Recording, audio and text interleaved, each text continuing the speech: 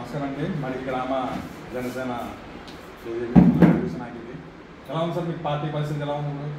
తెలుగుదేశం వచ్చే రాష్ట్ర ఎన్నికల దృష్ట్యా ప్రజల్లో ఎలాంటి మీరు స్పందన చూశారు? గతంతో చూసుకుంటే ఇప్పుడు చాలా మెరుగ్గా ఉందండి.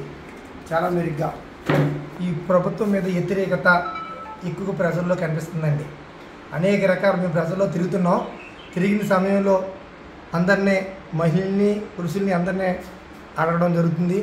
ఏంటి ప్రభుత్వం అంటే ప్రతి ఒక్కరూ ప్రభుత్వం మీద ఇసుకుపోతున్నారు. ఏంటి అంటే గృహ నిర్మాణం పోయి, సిమెంట్ రేటు పెరిగిపోయి అనేక ఇబ్బందులు పడుతున్నామని చెప్పి ఏదైనా మేము కొనాలంటే బయటికి వెళ్ళి కొండపోతున్నాం.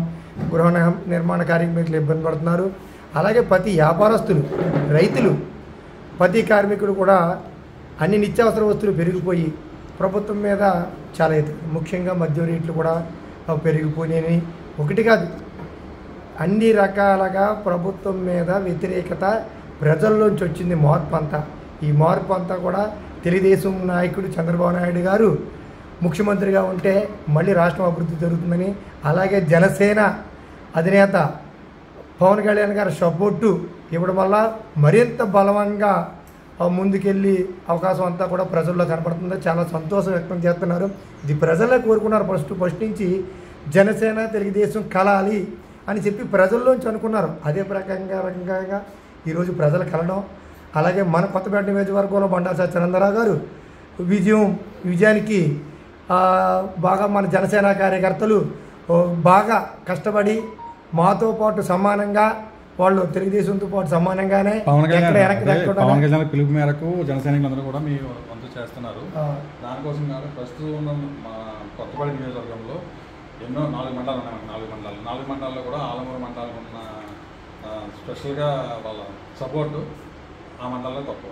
కానీ ఆ మండలాల్లో ఎలా ఉంది సపోర్ట్? ఇప్పుడు వస్తాను బయట మండలాల్లో చూస్తాను. ప్రతి ఒక్క చోట కూడా సపోర్ట్ బాగుందండి. ఈ జనసేన కార్యకర్తలు, అలాగే తెలుగుదేశం జనసేన నాయకులు బండారు సీని గారు, అలాగే ప్రజలు ప్రతి చోట కూడా నాయకులు కలిసి తెలుగుదేశంతో కలిసి ఎందుకు కలుస్తున్నారండి? వాళ్ళు వైసీపీ ఎన్నో సంక్షేమ పథకాలు ఇచ్చింది, ఆయన మీతో ఎందుకు కలుస్తున్నారు? మీతో మనతో అంటే ఇక్కడ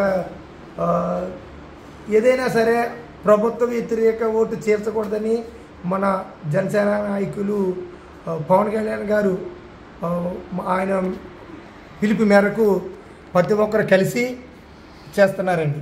నాగేష్ గారు చెప్పండి, ఎలా ఉంది మీరు తెలుగుదేశం సపోర్టు? మీకు తెలుగుదేశం ఇస్తున్న సపోర్టు, తెలుగుదేశం మీకు ఇస్తున్న సపోర్టు?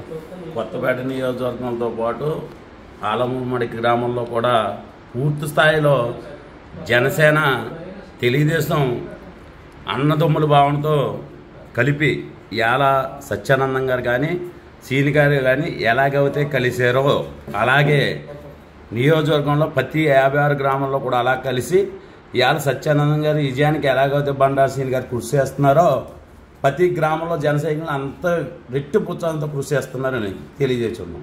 ప్రస్తుతం ఉన్న జనసైనికులకి మల్కి గ్రామానికి సంబంధించి ఆలమూరు నియోజకవర్గం సంబంధించి జనసైనికులు వాళ్ళ స్పందన ఎలా ఉంది? మీరు చెప్తున్న ఫైనల్గా ఇప్పుడు ఎలక్షన్ వచ్చింది, 2-3 రోజులు ఎలక్షన్ వస్తున్న దృష్ట్యా మీ యొక్క మెసేజ్ ఏంటి పబ్లిక్? నియోజకవర్గంలో కానీ ఆలమూరు మండలం కానీ ఆత్రేయపురం మండలం కానీ కొత్తపేట మండలం కానీ రావులపల్లి మండలంలో కానీ జనసేన టీడీపీ ఒకే జెండా కింద వెళ్తుంది. ఇప్పుడు రేపు జరగబోయే ఎలక్షన్లో కూడా ఈ 2 రోజులు 3 రోజుల్లో జరగబోయే ఎలక్షన్లో కూడా విపరీతంగా అందరం ఆ పార్టీ వాళ్ళు ఈ పార్టీ వాళ్ళు అన్నదమ్ముల భావంతో కలిసి బాగా కృషి చేసి సత్యానంద విజయానికి 1000 రెట్లు కృషి చేసి తక్కువ లేకుండా 30,000 మెజార్టీ రెండు పార్టీలు ఇస్తామని కోరుచున్నాం. రమేష్ గారు చెప్పండి, ఎలా ఉంది మడికిలో మీ స్పందన ప్లస్ ఈ ఆలమూరు కొత్తపేట నియోజకవర్గంలో స్పందన ఎలా ఉంది? బండారు గారు ఒక విషయం చెప్పాలి ముందు. నేను యాక్చువల్గా గతంలో కాంగ్రెస్ అభిమాని. 19లోనే 2014లో కాంగ్రెస్ నుండి వచ్చి 2014లో కూడా జగన్ గారు చేయడం జరిగింది. కానీ తరుణం 19 వచ్చేటప్పటికి జగన్ గారి మనస్తత్వం ఎదిగిన వాడిని, జగన్ గారిని ఫ్రెండ్స్ ఉన్నారు, అక్కడ ఫ్రెండ్స్ ఉన్నారు, ఆయన మనస్తత్వం చెప్తే ఈ అరాచకం ఈయన చేసి ఇప్పుడు ఏదైతే మీరు చూస్తున్నారో అది 19లో నాకు కొంతమంది వివరించడం జరిగింది. అప్పటి నుండి ఆ రోజు 19 కూడా చేయలేదు, జగన్ గారు చేస్తే ఇలా ఉంటుందని, దుర్మార్గ పాలన ఉంటుందని చెప్పేసి అప్పట్లోనే గమనించి ఆ రోజునే తెలుసుకుని 19 నుంచి ఈ రోజు వరకు కూడా అదే 19 నుండి మనం ఈ వైసీపీ చేయలేదు. వైసీపీ చేయలేదండి. సరే, ఇప్పుడు పంచాయతీ ఎలక్షన్లో వైసీపీ మన తెలుగుదేశంలో రావడం జరిగింది.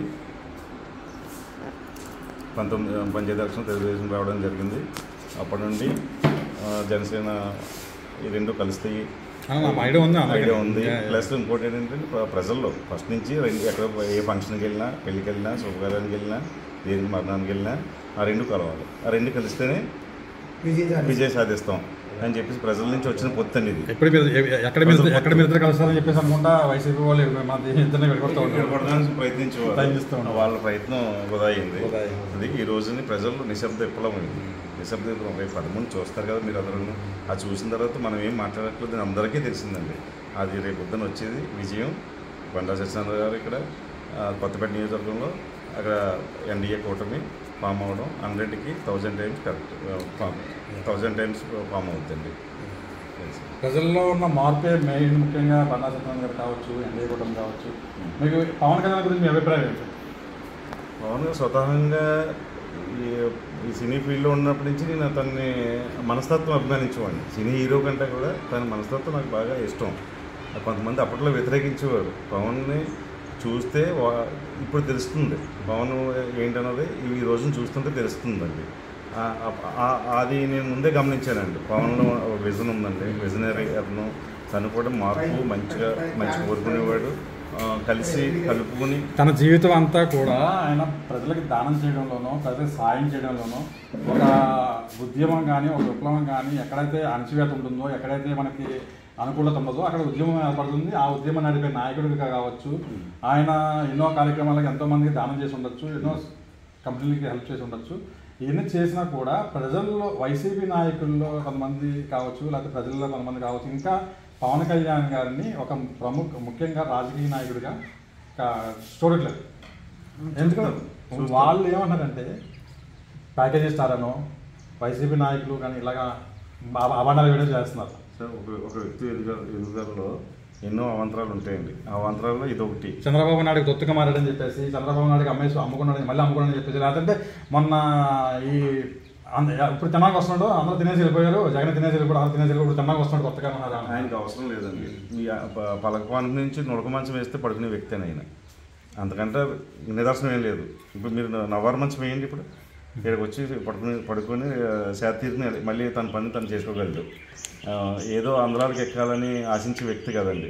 తను తగ్గి బాగు కోసం, వ్యవస్థను బాగుపరచడం కోసం ఎంతకైనా ఆయన తగ్గుతారు. ఇప్పుడు ప్రస్తుతానికి ఇప్పుడు జనసేన ఒంటరిగా పోటీ చేయకుండా ఇన్ని సీట్లు పోటీ చేయడం, మన పొత్తులో పోటీ చేయడంతో చాలా మంది వైసీపీ నాయకులు వేసి అభాండం ఏంటంటే ఆ పార్టీ అమ్మేసి ఆయనకి అవసరం లేదండి. అది ఆ అభాండం వేయడానికి వాళ్ళ అర్హులు కాదు. వాళ్ళు ఈయన్ని విమర్శించడానికి వాళ్ళకి తగదు అసలు. వాళ్ళకైతే ఏ అర్హత లేదు. అటువంటి అప్పుడు దానికి ఆ విమర్శకి అసలు అర్థమే లేదు. మీకు అర్థమైందండి. దానికి అర్హుడు ఇప్పుడు ఒక విమర్శకైనా మంచి పొగడతకైనా ఆ పొగిడేవాడికైనా పొగిడించేవాడికైనా ఒక అర్హత ఉండాలి. వాళ్ళకి ఆ విమర్శించే వాళ్ళకి ఆ అర్హత లేదు అని నా అభిప్రాయం. అర్హత లేదు, వైసీపీకి అర్హత లేదు. చెప్పండి. ఈరోజు మా మడికి గ్రామ పంచాయతీ తెలుగుదేశం, జనసేన, బీజేపీ ఉమ్మడి అభ్యర్థి అయినటువంటి శ్రీ బండారి సత్యానందరావు గారి గెలుపు కోసం ఉత్సాహంగా జన సైనికులు ముందుండి మమ్మల్ని కూడా చేతపరుస్తూ అన్ని చోట్ల కూడా మేము ప్రజల్లోకి వెళ్ళడం జరుగుతూ ఉంది. సత్యానందరావు గారి గెలుపు కోసం ఈరోజు ఈ కొత్తపేట నియోజకవర్గంలో మేము ముందున్నామని కూడా గర్వంగా చెప్పుకుంటున్నాం. అంతేకాదు బండారు సత్యానందరావు అనే నేను ఆంధ్రప్రదేశ్ రాష్ట్ర మంత్రిగా ప్రమాణం చేయుచున్నాను దైవ సాక్షిగా అనే మాట కోసం ప్రతి కార్యకర్త ఈరోజు పనిచేస్తున్నాడు.